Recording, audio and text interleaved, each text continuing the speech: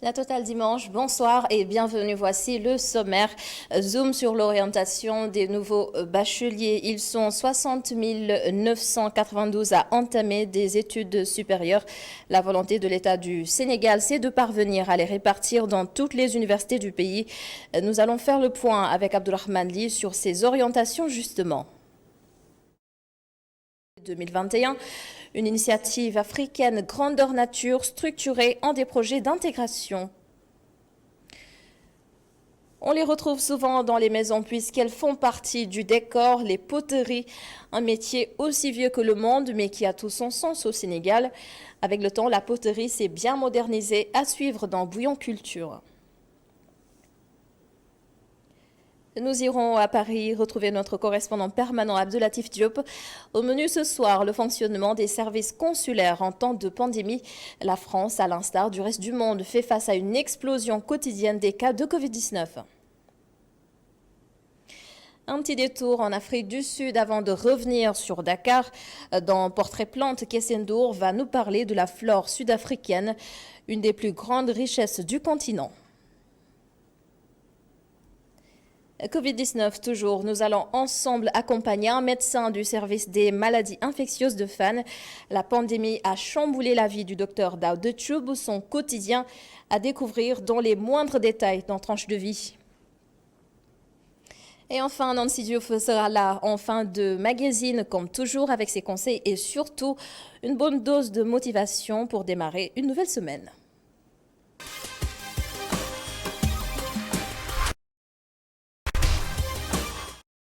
Bienvenue à tous. Ils n'imaginaient sans doute pas que leur première expérience universitaire allait coïncider avec une crise sanitaire mondiale inédite. Le baccalauréat 2020 a produit un peu plus de 60 000 nouveaux étudiants qui doivent être répartis dans toutes les universités du Sénégal. C'est en tout cas la volonté de l'État. Et comme tous les ans, l'université de Dakar va hériter de la plus grosse vague. L'organisation à l'UCAD en temps de pandémie, plusieurs réaménagements ont été opérés. Les inscriptions se font quasiment à distance. L'on se demande aussi comment se fera l'accompagnement de ces novices de la vie estudiantine. Des réponses avec Abdourahmane Ly et Seleman Diallo. Le ministère de l'Enseignement supérieur, à travers son directeur, n'a pas voulu donner suite à notre demande d'interview sur les orientations des nouveaux bacheliers. Les intéressés, eux, peuvent toujours compter sur les anciens pour toute information relative au processus d'inscription dans les universités. L'État a la lourde tâche d'orienter 60 992 dans les universités publiques du Sénégal, les 27 696 à l'UCAD selon les chiffres officiels, 2200 à la faculté des sciences économiques et de gestion. Compte tenu de la situation sanitaire, une stratégie est mise en place par l'administration en collaboration avec l'amicale de la faculté, à en croire son président. Cette année-ci, le rectorat a voulu changer un peu les choses. Parce que ce qu'on avait l'habitude d'assister ici à l'université, c'est que dès que l'étudiant a son bac, il est orienté à une telle faculté. Donc il attend à ce que les inscriptions se démarrent et qu'il se pointe dans la faculté concernée. Mais cette année-ci, ce n'est pas le cas. L'étudiant a la possibilité de tout faire en ligne. C'est-à-dire il a la possibilité de faire la prescription en ligne et même de tirer son certificat d'inscription provisoire. Cela dit, la carte estudiantine, un impératif pour tout étudiant, oblige certains à se présenter à la faculté où ils sont orientés, rapporte le président de la faculté des sciences économiques et de gestion. Près de 4 000 nouveaux bacheliers sont attendus à la faculté des sciences juridiques et politiques de l'UCAD. L'amicale les accompagne bien avant leur inscription sur les choix à faire sur la plateforme Campusana. Passé cette étape, l'amicale les oriente selon leur projet d'études sur les choix concordants à leurs attentes. En première année, il y a des choix à faire à la faculté des sciences juridiques et politiques parce qu'on fait TD. Donc sur ces choix-là, il y a histoire, droit civil, droit constitutionnel et cette année, la science politique. Donc en fonction du projet d'études et du projet professionnel de l'étudiant, on les explique sur cette base-là. Et l'étudiant est libre de choisir. Nous, on ne choisit pas. On les explique juste les choix à faire et on les laisse choisir. Un choix, c'est également ce que la direction des bourses fait, que ce soit pour les bourses d'excellence ou encore les bourses socio-pédagogiques. Pour une bourse d'excellence, il faut avoir une mention bien ou assez bien au baccalauréat ou encore être lauréat au concours général. Ceux-ci doivent détenir en amont une préinscription en classe préparatoire pour en bénéficier, comme les 118 bacheliers choisis cette année. Pour les bourses d'excellence, c'est nous qui prenons en charge l'élève d'ici, depuis en fait le Sénégal jusqu'en France. Avec la spécificité des classes préparatoires, l'élève n'a pas le temps de faire un autre travail, ce qui fait qu'on essaie de mettre à sa disposition vraiment les moyens.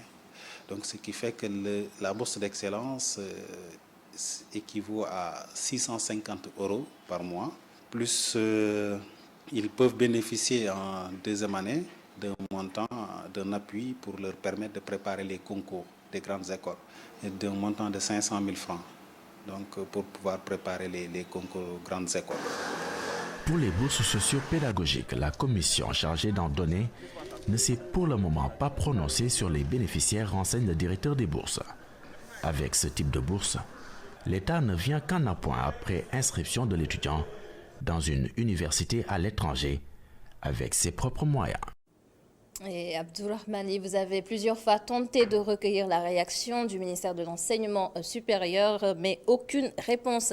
Et toutes nos excuses, il n'y aura pas d'invité dans Confraternellement ce soir.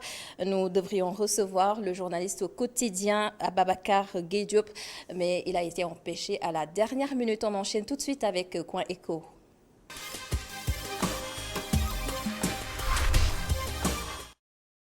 C'est un nouveau chapitre de l'histoire économique africaine qui s'est ouvert en même temps que la nouvelle année 2021.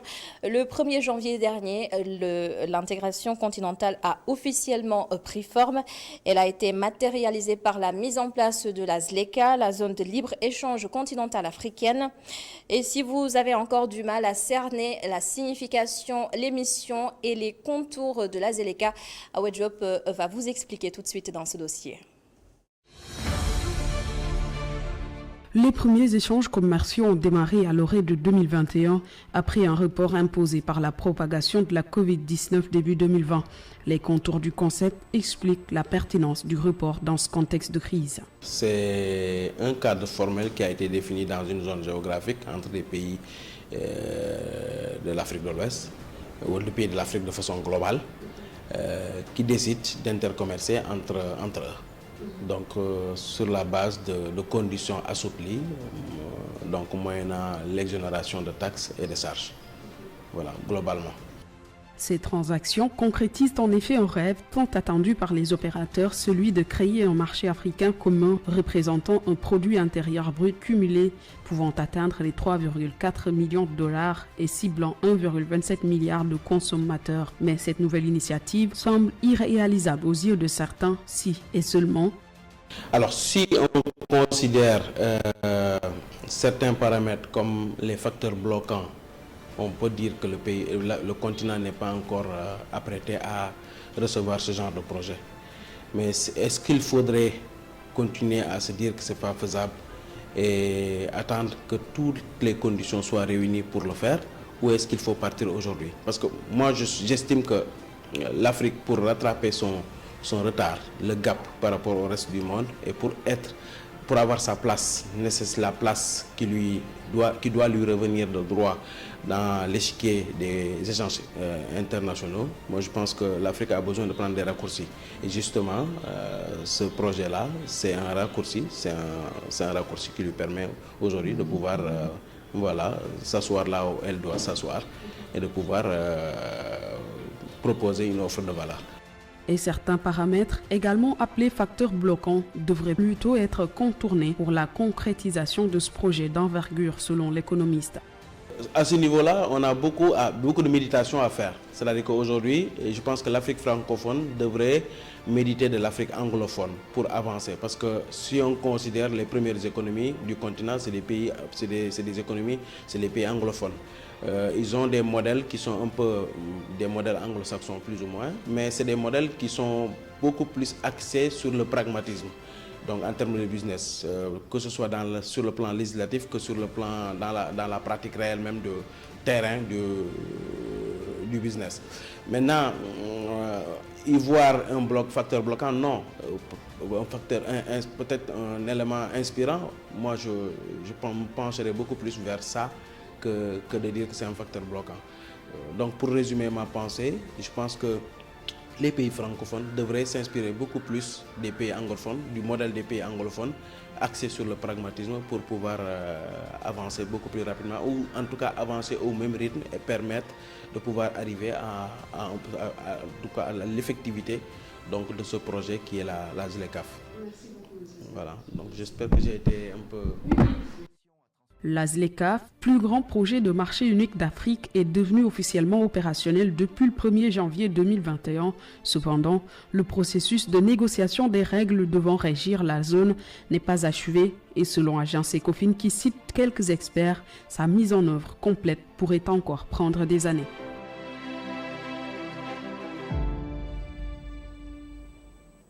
Merci beaucoup à Awa Diop et Augustin Mandan qui ont signé ce dossier dans Coin Éco. La ZLECA, je le disais tout à l'heure, un immense marché en vue, sans entrave, sans contrainte, avec des perspectives intéressantes centrées sur une circulation effective des personnes et des biens à l'échelle du continent. Bonsoir Mamadou Ndiaye. Bonsoir Adama. Alors il s'agit d'une étape décisive majeure, marquée par des projets d'intégration majeurs. Et vous en parlez justement avec Dr Fallou Dia, économiste et spécialiste du libre-échange. Bonsoir. Bonsoir. Alors à vous. Bonsoir docteur. Bonsoir monsieur. Fallou est de Géoul. Géoul c'est au centre du pays, disons une région qui est beaucoup émettrice de citoyens sénégalais qui sillonnent le monde. Exactement. Donc je pense qu'il est très sensible à la question donc, des dynamiques et des échanges commerciaux. Alors docteur, en avant-propos, est-ce qu'on peut s'entendre sur le concept de libre-échange? Qu'est-ce qu'il recouvre? Okay, merci M. Ndiaye. Permettez-moi d'abord de dire bonsoir aux téléspectateurs de la télé ITV. Aussi de vous remercier de m'avoir accueilli sur ce plateau, de remercier aussi Omar Khan. Comme vous l'avez dit à l'entame de vos propos, que signifie libre-échange? En fait, nous pouvons dire que le libre-échange, ce n'est rien d'autre qu'une vision économique qui pense qu'il doit y avoir une liberté de circulation des biens. Donc ça veut dire qu'il doit y avoir une suppression de toutes les barrières tarifaires et non tarifaires pour une liberté des échanges de façon synthétique. Voici ce qu'on peut entendre par libre-échange. C'est la seule voie qui s'offre à l'Afrique de s'intégrer également dans le libre-échange? C'est une des voies qui peut en fait être empruntée par les pays africains pour aller vers une intégration économique, parce que vous savez que le projet d'unification économique des pays africains ne date pas d'aujourd'hui. Parce que depuis les indépendances, il y avait un consensus sur quoi on doit aller vers les États-Unis d'Afrique. Maintenant, on savait que le consensus était quoi? On ne peut pas immédiatement aller vers les États-Unis d'Afrique. Il fallait d'abord passer par des unions régionales, notamment l'intégration régionale, puis aller maintenant vers l'intégration continentale, comme tel est le cas aujourd'hui avec la ZLECAf. Alors, c'est vrai que c'est entré en vigueur depuis le 1er janvier 2021, mais c'était initialement envisagé au mois de juillet de 2020. Ce retard s'expliquait par des mécanismes de règlement ou de réglage des procédures ou quoi? Oui, peut-être ça peut être expliqué par la pandémie, parce que vous avez vu que la pandémie a dû bouleverser le monde. Donc la pandémie a dû repousser beaucoup d'échéances. Peut-être que ça peut être expliqué par la pandémie. Alors maintenant, venons-en à l'Afrique. S'agit-il d'une intégration des marchés ou des économies africaines elles-mêmes? Quand on parle de zone de libre-échange, généralement, c'est une intégration par les marchés, parce que c'est la deuxième étape d'une intégration par les marchés, comme l'a théorisé Bella Balassa. Donc, c'est une intégration par les marchés. Maintenant, pour moi aussi, ça peut aller au-delà d'une simple intégration des marchés, parce que ça va dans le cadre d'une union économique des pays africains. Donc, mais d'emblée, il faut savoir que c'est une intégration par les marchés. A-t-on idée des forces qui peuvent impulser justement ce libre-échange? Oui, il y a des forces sur lesquelles on doit s'adosser nécessairement pour impulser en fait cette dynamique d'intégration.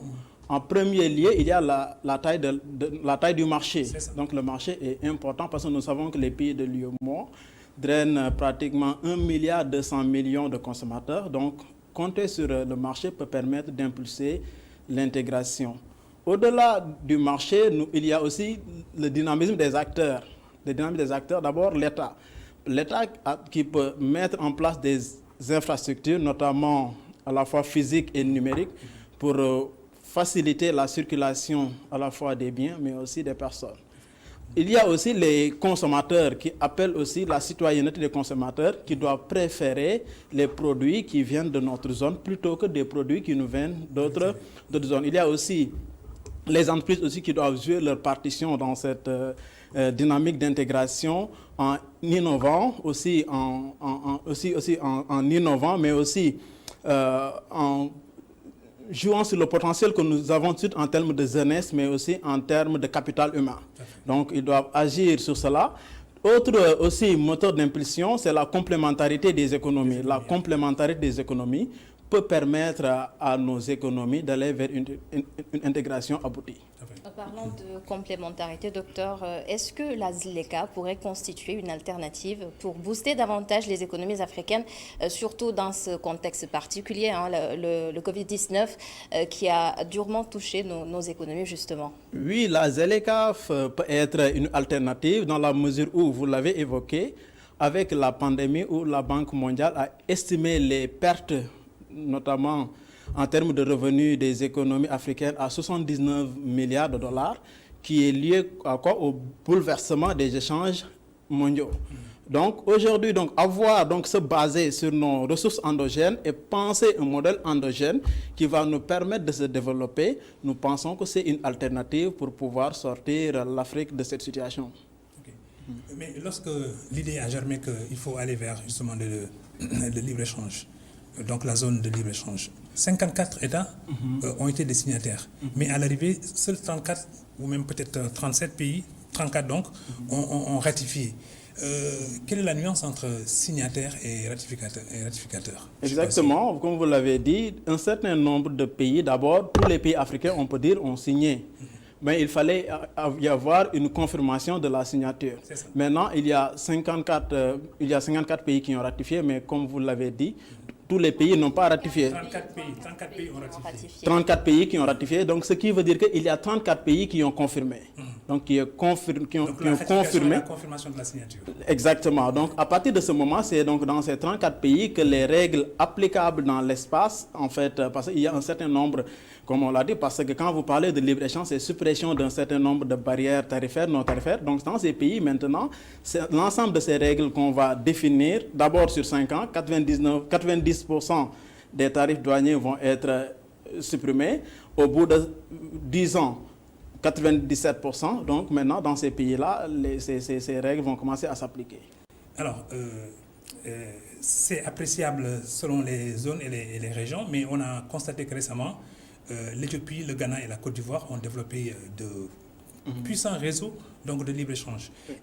Est-ce que géographiquement, ces trois pays, bon, je peux dire la Côte d'Ivoire et le Ghana sont très proches parce que partageant une même frontière, mais quand même avec l'Éthiopie qui est de l'autre bout, ça va être difficile s'il n'y a pas d'infrastructure permettant donc une bonne circulation des marchandises. Très bien. C'est la raison pour laquelle d'ailleurs, quand vous parlez des forces d'impulsion d'une zone de libre-échange, la présence des infrastructures est incontournable. Donc il faut qu'il y ait des infrastructures qui vont permettre aux marchandises, donc aux personnes de se déplacer d'un pays à un autre. Par exemple, ils ont pensé justement au corridor de transport entre Lagos et Abidjan. Exactement. Ils ont pensé également à une ligne de transmission électrique entre le Kenya, la Zambie et peut-être la Tanzanie. Exactement. Donc c'est la raison pour laquelle il faut qu'il y ait au préalable, parce qu'aller dans une zone d'intégration suppose au préalable de mettre en place un certain nombre, c'est un processus, donc on doit mettre en place un certain nombre de mécanismes avant d'aller vers la zone d'intégration. Il y a des préalables. Il y a des préalables quand même. Et sans ces préalables, on ne peut pas peut-être au moins prôner ou proclamer qu'on a... On peut quand même rectifier, on peut signer, mais l'effectivité ne sera pas à 100%. Qu'advient-il des pays qui n'ont pas encore ratifié? Ils sont hésitants ou bien ils se confortent dans ce qu'ils sont en train de vivre aujourd'hui ou bien ils sont dans le doute? Peut-être qu'ils sont en train de se préparer parce qu'entrer dans une zone implique d'abord une préparation. Parce que quand on va parler d'ailleurs des avantages, vous allez voir que ce sont généralement les pays les mieux préparés généralement qui s'en sortent mieux. Mais le libre-échange implique la fin donc peut-être des tarifs, des régimes non tarifaires, mais en même temps aussi il y a une sorte d'abandon de souveraineté. Exactement, bon, c'est ça, hein, parce que quand vous décidez quand même, parce que nous, l'optique qu'on avait, c'est quoi? C'est de considérer les droits de douane comme étant un outil de revenu. Or, aujourd'hui, dans cette optique, on considère les droits de douane comme étant un outil de développement industriel. Donc, au-delà du fait qu'on va renoncer à un peu de notre souveraineté, mais cela, en contrepartie, nous allons reconstruire notre tissu industriel et donc je pense que l'avantage va l'emporter sur le fait de renoncer à des droits de douane, à des simples droits de douane. Vous l'avez mentionné tout à l'heure, lorsqu'il sera question de parler des avantages, oui, justement, j'aimerais vous interpeller sur ça, sur ces avantages qu'offre la ZLECA aux acteurs, aux entrepreneurs et aussi éventuellement aux opérateurs. Très bien, donc aussi, comme vous l'avez dit, il y a des avantages pour les opérateurs. Parce que quand on va parler de zone de libre-échange, on va parler d'agrandissement du marché. Donc il y aura donc les entreprises vont avoir la possibilité donc de dénicher d'autres marchés. Donc ce qui veut dire qu'ils auront la possibilité de bénéficier d'économies d'échelle, donc de pouvoir réduire leur coût de production lié au fait que maintenant ils ont accès à un marché qui est beaucoup plus conséquent. Peut-on appeler tout le monde, malgré justement ces disparités-là, à aller vers le libre-échange sans peut-être des moyens de compensation des uns par rapport aux autres? Très bien, ça veut dire que nous étions dans le modèle ancien, donc dans le modèle colonial où il fallait exporter des matières premières et importer des produits manufacturés. Donc ce qui veut dire que nous étions dans un modèle où tous les Africains étaient perdants, en quelque sorte. Maintenant, nous allons vers un modèle où peut-être certains peuvent être perdants à court terme, mais gagnants à long terme. Mais ce qui est sûr et certain, c'est que si c'est un accord de libre-échange qui est donc basé sur les fondamentaux des libéraux, on peut penser qu'à long terme, les gains collectifs vont l'emporter sur les coûts et c'est sûr que chaque pays va gagner, même si les bénéfices ne seront pas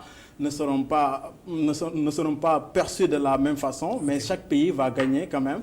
Mais sur ceux qui vont gagner à court terme, ce sont les pays qui se sont mieux préparés, les pays les plus industrialisés, les pays les plus diversifiés. Mais ceux qui vont gagner même les petits pays peuvent gagner à court terme parce que ça peut leur permettre, avec la spécialisation, maintenant, avec la taille du marché, de pouvoir avoir maintenant une demande qui est beaucoup plus conséquente.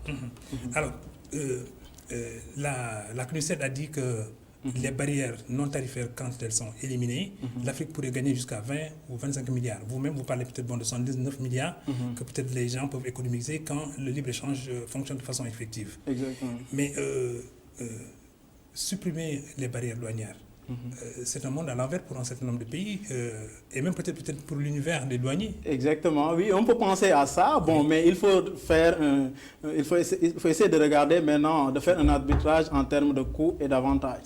Comme vous l'avez dit, en termes de coûts et bénéfices. Comme vous l'avez dit, il y a la CNUSED qui prévoit un certain nombre de pertes. Mais quand vous regardez beaucoup d'études, et même l'étude de la Banque mondiale qui dit que, par exemple, d'ici 2035, avec l'installation de la ZLECAf, les pays ou bien l'espace régional peut gagner en termes de revenus jusqu'à 7%, ce qui équivaut à 450 milliards de dollars et peut permettre de sortir 30 millions d'Africains de la pauvreté. Donc on peut voir qu'en termes de bénéfices, ce sont donc les avantages qui l'emportent sur le fait de renoncer à des droits de douane. C'est-à-dire, sortir de la pauvreté, c'est retrouver l'activité. C'est le bien-être, c'est aller vers le bien-être. Parlons maintenant des droits de porte. D'un pays à un autre, quand on voit un produit entrer dans un pays, est-ce que ce même produit, il peut circuler, naviguer allègrement dans tous les autres pays simplement parce que à l'entrée, il a satisfait à toutes les conditions d'entrée? Exactement, c'est ça même l'idée d'une zone d'intégration. Ça veut dire que les produits puissent circuler librement d'un pays vers un autre pays. Mais par exemple, quand un pays est en front, mettons le Sénégal, un produit entre justement par la voie maritime, et doit aller peut-être jusqu'au Burkina Faso ou même un peu plus loin vers le Tchad. Les Tchadiens pourront-ils se dire que les Sénégalais sont avantagés par rapport à nous simplement parce qu'ils sont dotés par la nature? Peut-être que c'est une éventualité, on peut penser que peut-être un produit qui entre au Sénégal et qui va arriver, comme vous l'avez dit, au Tchad, les Tchadiens peuvent dire que, en fait, le Sénégal est avantagé notamment en termes, parce que déplacer un produit au Sénégal jusqu'au Tchad nécessite nécessairement des coûts de transport. Mais aussi, n'oubliez pas qu'avec la zone de libre-échange, maintenant, les pays aussi, les entreprises ont la possibilité aussi de se déplacer pour aller vers d'autres pays et maintenant installer leurs usines de production. Donc, ce qui peut dire que ici, si on veut raisonner en termes de coûts de transaction, ça peut fausser un peu l'idée que les États ont du libre-échange. Donc, mais le libre-échange ici s'applique à tout ce qui est barrières tarifaires et barrières non tarifaires qui peuvent entraver au commerce entre les différents pays signataires. Ok, bon, je suis... Donc, c'est la suppression des barrières, tout simplement. Oui, bon, mais quand on regarde à la lecture de l'accord, on dirait qu'on met beaucoup plus l'accent sur les barrières tarifaires, mais l'accord concerne à la fois les barrières tarifaires et les barrières non tarifaires. Vous confirmez que l'Union africaine prend pour modèle d'intégration la zone de l'Afrique de l'Ouest? Je ne peux pas confirmer, oui. Mais parce que nous avons plusieurs unions régionales qui sont en Afrique. Et ils disent que le modèle pas le plus abouti, mais le plus avancé, c'est celui justement de l'Afrique. Oui, parce que nous sommes arrivés jusqu'à l'union monétaire. Oui. Nous sommes arrivés jusqu'à l'union monétaire où nous avons par exemple les pays de l'UEMOA qui partagent la même monnaie qui est le franc CFA. Donc de ce point de vue, peut-être qu'il faut qu'on regarde toutes les zones d'intégration africaine, comment on peut modéliser un peu leurs approches justement du libre-échange. Exactement. Quelles sont les potentialités qu'on peut tirer de chaque zone et maintenant à partir de ces potentialités, essayer de voir comment est-ce que l'Afrique peut s'en sortir dans ce contexte de pandémie et surtout dans un contexte d'aller vers le développement des pays africains. Vous êtes un économiste, donc vous observez peut-être les dynamiques économiques, les échanges, le commerce, voilà, et tout ce qui fait bouger le monde. Si on vous demande de dessiner le futur de l'Afrique à travers le libre-échange, comment se présenterait l'image ou le visage de l'Afrique? Moi, je pense que si on veut décrire l'image de l'Afrique dans un contexte de ZLECAf, je pense que c'est un monde où l'Afrique va regagner sa place. Parce qu'aujourd'hui, dans un contexte où l'Afrique compte pour, si je ne me trompe pas, 16,7% de la population mondiale et contribue à 2,1% des échanges mondiaux, donc il y a un problème. Donc avec la ZLECAf, on devrait quitter de ce problème et maintenant voir l'Afrique occuper la place qu'elle mérite au niveau des échanges mondiaux. L'autre chose, c'est quoi? C'est de voir l'Afrique comme étant une terre d'opportunité où tout le monde voudrait venir investir en raison notamment du potentiel qui existe dans les pays africains. Et enfin, voir l'Afrique où tout le monde va se dire que c'est l'Afrique qui est le continent à construire parce qu'il y a énormément d'opportunités que nous pouvons exploiter à travers les PME, à travers les PMI, mais à travers les grandes entreprises qu'on a oublié d'aborder dans le cadre de notre échange. Il y a un collègue à vous qui a dit que c'est vrai que la Chine aujourd'hui est l'usine du monde, mais le chantier de demain du monde, ça va être l'Afrique. C'est à l'Afrique, c'est incontournable. Dans tous les autres continents, il y a un vieillissement de la population. Exactement. Nous avons une population, comme je l'ai signalé tout à l'heure, à travers notre marché qui est un marché dynamique. Nous avons, en plus de cela, nous avons aussi une population qui est jeune et nous avons aussi l'émergence d'une classe moyenne. Donc, on voit que c'est l'Afrique vraiment qui est l'avenir du monde. Voilà, un sujet intéressant, peut-être qu'on ne peut pas épuiser en si peu de temps, mais donnons-nous rendez-vous prochainement pour aborder les autres aspects que cache le libre-échange qui est en vue sur le continent africain. Professeur et docteur en économie Fallou Dieng, merci beaucoup. Merci, M. Ndiaye. Merci. Merci à vous. Merci également à Mamadou Ndiaye.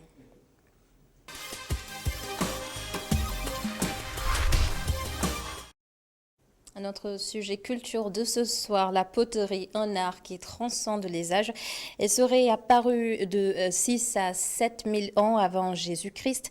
C'est une activité très pratiquée au Sénégal et toutefois, la modernité semble avoir pris le dessus sur la poterie traditionnelle. La plupart des potiers du XXIe siècle utilisent des machines électriques pour fabriquer des vases et autres récipients. Des images de Moussa Fall illustrées avec des explications de Boubacar Dieng dans Bouillon Culture. Enfiler la combinaison toute blanche, tremper l'argile dans un seau, bien faire le mélange à main nue avant de la déposer sur un plan de travail. C'est le processus de l'étalage. Après ces mélanges, L'argile est associée à la chamaude, la poudre d'argile passée au feu. Tout comme le pain, l'argile est pétrie pour la rendre homogène, mais pour cela, il faut beaucoup d'énergie. Moi, ban bi dama ko trempé woon donc dama ko génne gën ko jaxase parce que ban bi soo ko trempé ak ndox kese rek. J'ai mélangé l'argile avec de l'eau avant de l'étaler à l'air libre pour qu'elle se raffermisse. Après, j'en ai pris une quantité que j'ai pétrie sur cette table avec de la chamaude qui permet de durcir l'argile. mu permettre ko du ko gaaw a toj safara bi du ko gaaw a toj. Quand l'argile est bien pétrie, elle est déposée sur cette machine que l'on appelle tour électrique, une touche de modernité. Abdoul procède au centrage, perçage et à l'élévation. L'argile prend la forme d'un cylindre et là commence le vrai travail du potier. Bi ma doon liggéey nag benn la ci technique gu liggéey mooy tournage mën nañu tourner mën nañu modeler ñaari technique yooyu ñoo ci am. Ceci, c'est une technique de travail. Il y a le tournage et le modélage. Nous pouvons tout faire avec l'argile. Elle est très maniable. Nous avons un tour électrique comme celle-ci, une autre manuelle aussi. C'est la touche de modernité. Donc, mais machine bi ma doon liggéey mooy tour électrique. Donc tour électrique moo am ak tour AP ñaar yëpp yu dañ koy liggéey mais bii moo gën a moderne moo doon liggéey. Le séchage et la cuisson sont les dernières étapes de la fabrication d'un vase en céramique. 8 à 12 heures de cuisson sont nécessaires à 1000 degrés Celsius. Cuisson bi dafay def ba 1000 degrés Celsius donc minimum day def 8 heures de temps nga topp lu ñuy wax courbe de cuisson bi. Parce que la cuisson se fait à plus de 1000 degrés pendant au moins 8 heures, car l'argile ne sèche pas très vite. Certains vases même prennent 10 heures de temps pour la cuisson. Ensuite, nous mettons de l'émail pour le remettre dans le four. Le produit fini donne ceci, un vase en céramique qui ressemble à un vase en verre. daal koy dugalaat ci four bi soo ko defee émail bi moom mooy luy def couleur bi. So su defee émail daal koy dugalaat ci four bi si lay génnee nag ak couleur bi nga soxla mu mel ni vert. Ce potier a fait une formation de 3 ans avant d'exercer ce métier. Aujourd'hui, il comptabilise 20 ans de carrière dans la poterie, qui est une profession dont la découverte est située au néolithique.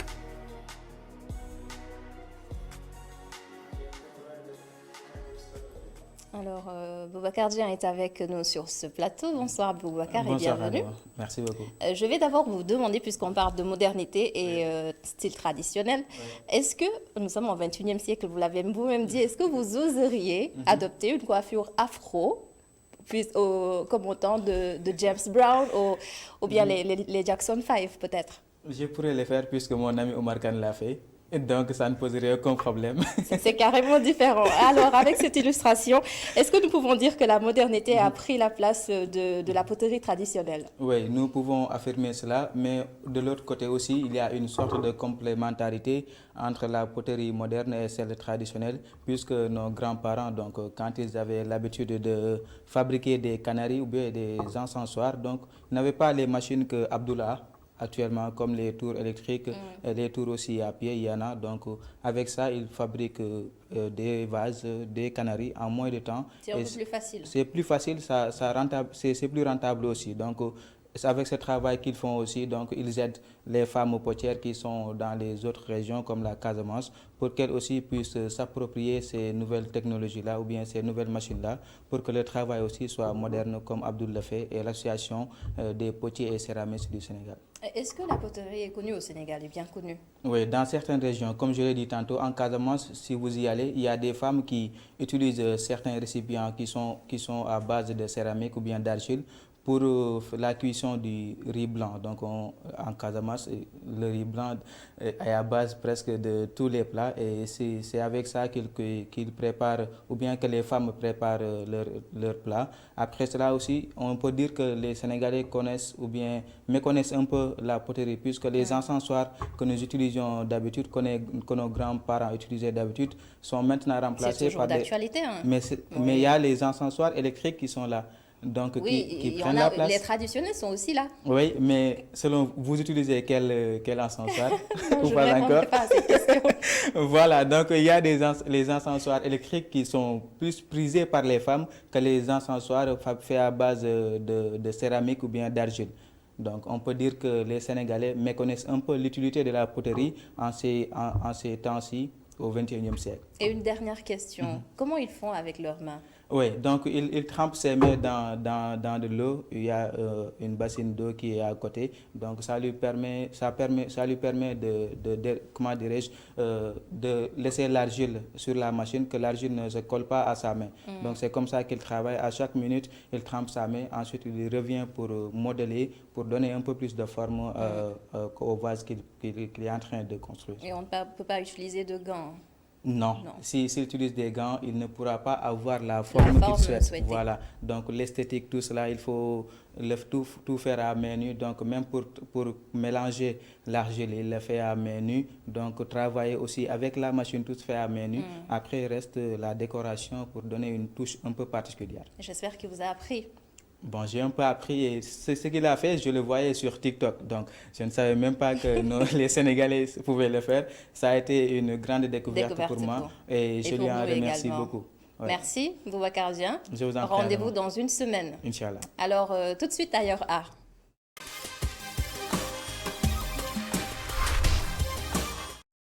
Les services consulaires en période de pandémie. Notre correspondant à Paris, Abdoulatif Diop, a fait le tour des services avec le consul général Amadou Diallo.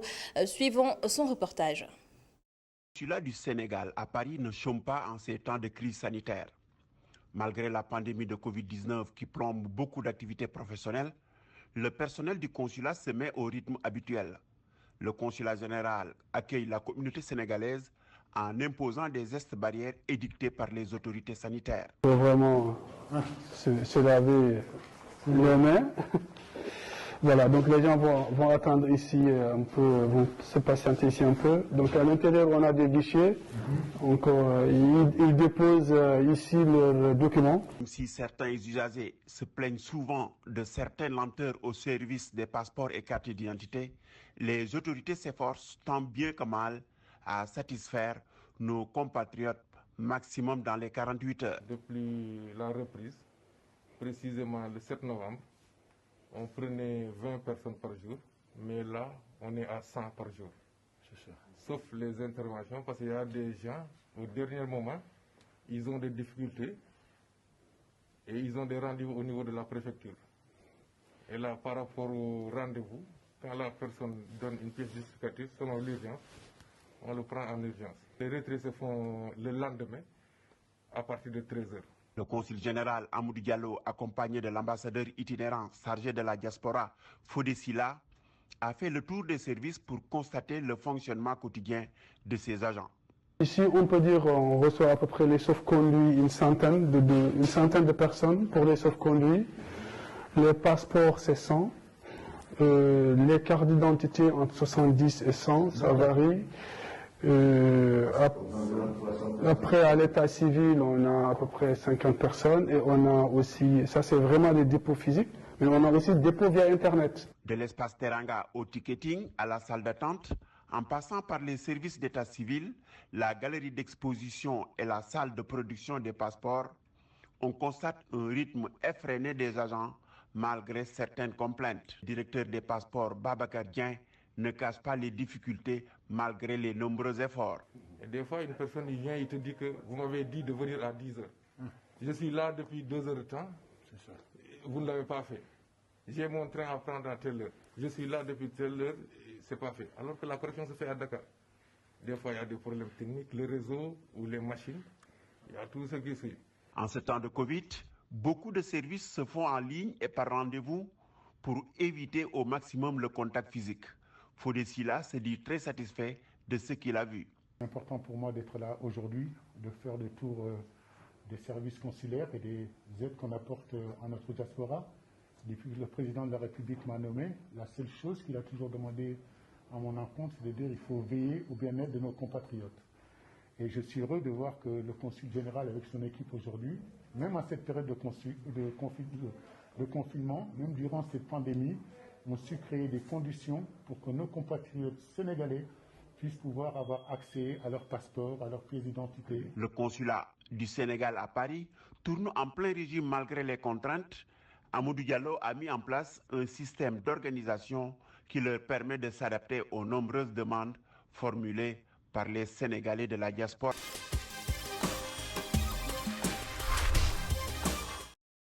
En hommage dans Tranche de vie de ce soir à un héros parmi des centaines, ce personnel médical qui, depuis le 2 mars dernier, combat au quotidien le Covid-19. Dr Daouda Thioub est médecin au service des maladies infectieuses et tropicales de l'hôpital Fann. Sa vie a complètement changé depuis le premier cas de Covid-19 en mars. Il a un quotidien infernal à la limite et Omar Khan et Sélémane Diallo se sont invités à ce quotidien. Justement, on les suit. Se réveiller très tôt, s'habiller vite, prendre rapidement un café, sans quitter du regard son ordinateur.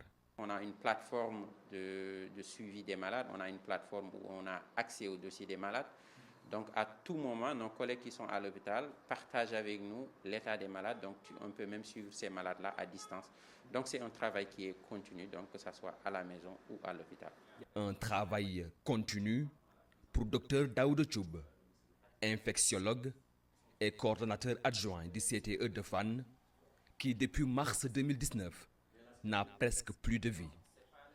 À l'hôpital en permanence, tous les jours, toutes les heures. Le premier ou le deuxième mois, on a eu à faire un peu quelques gardes, mais depuis quelques temps, je fais un système de permanence. Je suis là-bas tous les jours, donc du lundi au dimanche, tout en sachant que les week-ends, je ne suis pas là-bas d'une manière permanente, je passe juste pour essayer de régler quelques problèmes, mais parfois on peut être retenu toute la journée aussi. Donc je quitte ici très tôt pour essayer d'arriver là-bas, en tout cas vers maximum 8h ou 9h. Bon, par rapport à l'heure quand même de rentrée, on n'a pas d'heure précise. Donc, on sait juste qu'on y va. Maintenant, quand est-ce qu'on rentre, ça dépend de la charge de travail. Parfois, on peut quitter vers 18h, parfois 19h, parfois même. Il nous est arrivé dans certaines situations de rester là-bas jusqu'à 20h ou plus. À 8h du matin, Dr Thioub est déjà prêt pour aller à l'hôpital. Nous le suivons. Une fois au centre de traitement épidémique de Fann, c'est la routine. Déposer ses affaires dans son bureau avant de passer à la salle d'équipement. Un passage obligatoire pour aller au contact des malades. Là, il faut juste protéger les muqueuses buccales nasales par un masque, les yeux avec des lunettes ou bien des écrans faciaux et tout ce qui peut être en contact avec les malades, c'est-à-dire en portant un gant et une surblouse pour protéger en fait les habits qu'on porte. Et puis soit on est en bottes ou bien on peut aussi ne pas être en bottes, on porte nos chaussures mais on met des surbottes pour protéger les habits qu'on porte en dessous. Oui, c'est nécessaire de protéger parce que la contamination elle est de type gouttelette, donc ce sont les muqueuses nasales, buccales, oculaires, mais aussi c'est par contact parce que si tu touches l'environnement du malade et qu'après tu te retouches ou bien que tu te retouches tes habits, donc tu peux aussi te contaminer avec ça. Le risque d'être contaminé est permanent, mais il n'ébranle pas Dr Thioub. Aujourd'hui, comme tous les jours, il va encore ausculter des malades de Covid-19 sous assistance respiratoire. Ils sont là, derrière cette porte. Nous l'attendons à la sortie. Ça va, j'ai fait un peu un tour rapide, en faisant le tour des malades. Il y a ceux qui vont très bien, qui nécessitent juste de faibles quantités d'oxygène. Sinon, la plupart des malades, ce sont des malades qui ont besoin quand même qui ont besoin des débits d'oxygène qui sont assez élevés à 15 ou à 25 litres. Donc c'est ça. Mais dans l'ensemble, ça va, ils sont tous acceptables. Oui, c'est parti encore. C'est reparti pour une longue journée de travail. Comme Dr Daouda Thioub, ils sont des centaines de personnes. Médecins, infirmiers, hygiénistes, agents du bio-nettoiement, brancardiers, ambulanciers et vigiles à opérer dans les CTE de jour comme de nuit, avec le risque permanent d'être contaminés.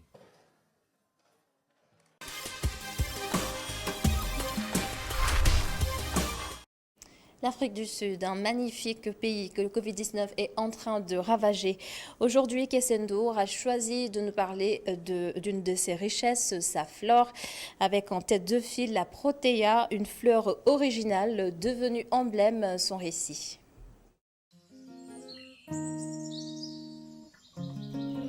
Avec ses grandes et belles fleurs à l'architecture étonnante et aux couleurs éclatantes, la protéa est une plante des plus originales. Appartenant à la famille des Proteaceae, ce sont des arbustes dont la taille est comprise entre 40 cm et 3 mètres de hauteur selon les espèces et le climat, et dont le feuillage bleu-vert est relativement persistant et coriace. D'autre part, plutôt sociables, elles aiment vivre en communauté et poussent ainsi à proximité de nombreuses autres espèces. La colonie ainsi établie constitue une barrière de protection contre les vents dominants et prévient également de l'érosion côtière. Mais en plus de servir l'écosystème et la protection de l'environnement, son esthétique aussi l'a rendue célèbre. Cette plante est composée d'une tête comprenant une multitude de fleurs à la caractéristique très originale. Extrêmement spectaculaires, les inflorescences apparaissent d'avril à octobre dans leur milieu d'origine et entre juin et juillet dans les régions plus tempérées. Les fleurs tubulaires forment alors un disque un peu bombé qu'entourent d'extraordinaires bractées qui déclinent un grand nombre de couleurs vives ou pastel, comme le rouge, le rose, des couleurs plutôt crème ou encore le blanc. Et c'est cette grande variété de nuances qui a valu à la fleur son nom. En effet, elle a été nommée en hommage à Protée, une divinité marine qui pouvait changer de forme à volonté dans l'Antiquité grecque.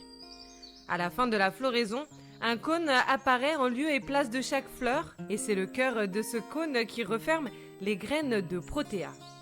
Attention, pour se reproduire, la plante a besoin du feu, et c'est ce qui la rend encore plus fascinante. Les feux de brousse vont en effet permettre à la plante de disperser ses graines.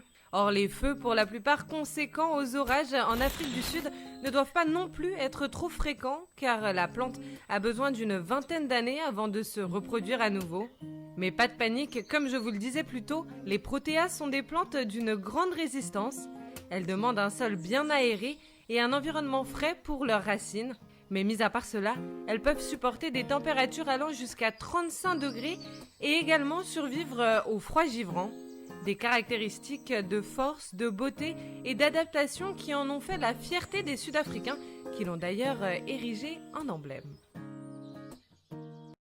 Et Kessendour est là pour nous parler davantage de la protéa. Bonsoir Kessen. Bonsoir Adama. Alors, depuis quand les protéas sont devenus emblèmes de l'Afrique du Sud ? Eh bien, il faut savoir qu'à la fin de l'apartheid, le gouvernement de Nelson Mandela a essayé de l'instituer déjà en tant qu'emblème. On a commencé du coup à le retrouver sur les maillots de certains sportifs. Puis avec le temps, il s'est un peu perdu au profit d'une sorte de gazelle, donc d'un élément de la faune que l'on voyait un petit peu partout. Et il est revenu en 1995. Et depuis cette année-là, donc depuis à peu près 20 ans, en réalité, 25 ans, on le retrouve aux côtés donc de cette gazelle sur l'ensemble des maillots et on en a fait, de par vraiment son caractère esthétique, un des emblèmes de l'Afrique du Sud et surtout parce qu'elle y pousse énormément, notamment dans la région du Cap, et de nombreux botanistes ont été étudier la protéa là-bas et les touristes du monde entier se sont extasiés devant cette fleur si particulière. Donc à peu près depuis 1995, on peut dire que c'est un emblème à part entière. Et il y a plusieurs variétés de protéas, c'est ça ? Oui, et celle qui est emblème de l'Afrique du Sud, c'est principalement la Protea cynaroide, parce que parmi ces 100 espèces, il y en a certaines qui sont plus jolies ou en tout cas plus prisées que d'autres, toujours pour leurs qualités esthétiques. Il faut savoir que la Protea est très peu utilisée contrairement à d'autres fleurs ou à d'autres éléments de notre flore, très peu utilisée en médecine ou même pour ses senteurs. C'est purement esthétique et on peut dire que cette Protea cynaroide qui est devenue l'emblème de l'Afrique du Sud est l'équivalent du lion dans le safari floral et c'est également la plus grande de ces protéas. C'est une fleur qui résiste au feu. Comment se fait-il ?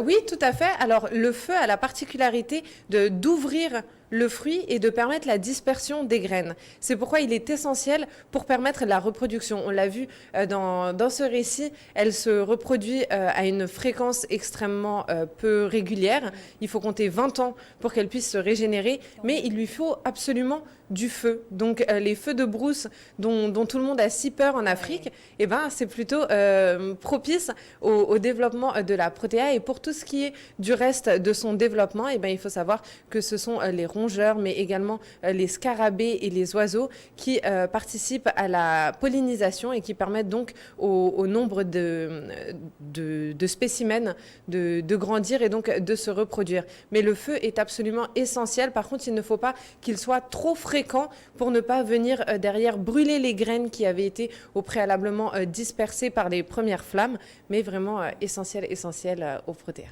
Merci beaucoup Kessendo. Rendez-vous dans une semaine pour une autre découverte. Le rendez-vous est pris. Merci. En tout cas, on enchaîne avec bonne semaine avec Nancy Diouf. Demain, c'est lundi, donc chapitre 1 d'une semaine de travail, de nouvelles tâches, des travaux en suspens à finir, oui, d'aimer la consulter. Mais heureusement, Nancy Diouf est là tous les dimanches pour nous donner de bons conseils. Bonsoir Nancy. Oui, bonsoir Anouchka et bonsoir aussi à vous, chers téléspectateurs. Alors aujourd'hui, nous accueillons Amadou Sani, qui est un communicant, consultant et formateur dans une ONG. Alors forcément, avec une charge de travail assez lourde, il nous confie sa méthode pour s'en sortir tout au long de la semaine. Alors déjà, pour passer une très bonne semaine, psychologiquement, on s'y prépare. Voilà, et on essaie de se remplir d'ondes positives. Et voilà, on essaie également de planifier tout ce qu'il y a à faire comme démarche, comme activité. Comme ça, chaque jour, quand on se lève, on se met dans la tête comme quoi qu'on doit faire ceci, faire cela. Bon, voilà comment est-ce qu'on fonctionne toute la journée et toute la semaine. Le temps, c'est de l'argent, un dicton bien ancré dans la philosophie de vie de chacun d'entre nous. Mais vous verrez que notre invité du jour pense tout autrement. Alors, tout est une question de stratégie et de management. Parfois, on nous dit que time is money, et moi, je ne suis pas d'accord avec ça. Je pense que je fais partie de ceux qui disent que time is manager. Le temps est une question de gestion. C'est-à-dire, qu'est-ce qu'on doit faire demain? Moi, à l'avance, je pense que la veille, je sais d'ores et déjà ce que je dois faire comme activité.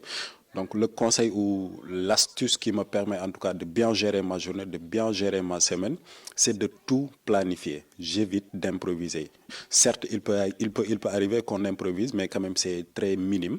Donc, je pense que si on essaie de peaufiner une très belle stratégie, une très bonne gestion, on peut passer une agréable journée et une très bonne semaine. Alors Nancy, quel est le conseil du jour pour nous permettre de débuter cette semaine ? Alors, le conseil du jour pour pouvoir passer une très bonne semaine de travail est de profiter de votre dimanche pour vous reposer.